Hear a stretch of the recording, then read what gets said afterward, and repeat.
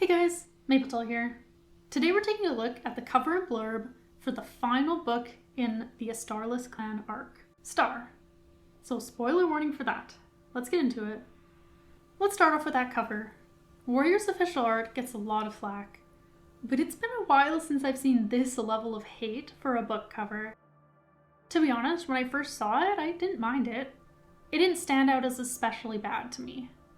But then I had a closer look, and yeah, I can definitely see the issues. The cats featured here are Frostpaw, Mistystar, and Reedwhisker. At least, that's who they're supposed to be. Frostpaw is recognizable enough, though there has definitely been some variation in how she's been drawn in official art. But Mistystar is drawn dramatically different than how she was just a few books ago, in this very same arc. I've seen people theorizing that there is some AI influence here, or that the artist is just not being told who these cats are, just vague descriptions, or he's not being paid enough to care, and is having to pump out these covers too quickly. I lean more towards a combo of the latter two, having seen other examples of this artist's work. He's probably just not that familiar with these characters and is not really a cat artist. Which sucks! This series is hugely successful, and there is so much incredible art surrounding it, including some official art. The Polish covers and the upcoming graphic novels come to mind. I just think a bit more could be put into these covers that we're getting, and I don't think that's a wild ask. I still mourn the loss of the original covers and their artist. They will always have a special place in my heart. And okay, we have to talk about the Star Clan cats on this cover. What happened there? They just look like regular cats with some stars painted on. I thought they looked kind of neat before I realized they were supposed to be Star Clan spirits, and remembered how beautifully ghostly they've been depicted in the past. When they're described as cats with stars in their fur in the books, I don't think this is quite what they meant. They're supposed to be ethereal and awe-inspiring, not just cats. All that said, I do like the background of this cover. This whole arc has had some really pretty and colorful backgrounds, and this is no exception. The light shining from behind Frostpaw is really powerful, and gives the sense that she'll be bringing light back to RiverClan in this book.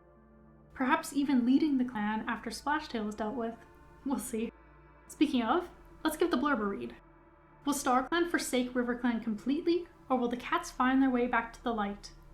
This final book in the epic A Starless Clan arc, the 8th arc in the mega-selling Warrior series, answers readers' most burning questions about the fate of RiverClan.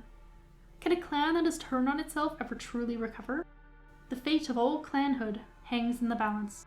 After killing Hairlight and pronouncing himself leader of RiverClan, Splashtail's thirst for power has only grown. Soon his greed threatens the safety of not only RiverClan, but all the clans.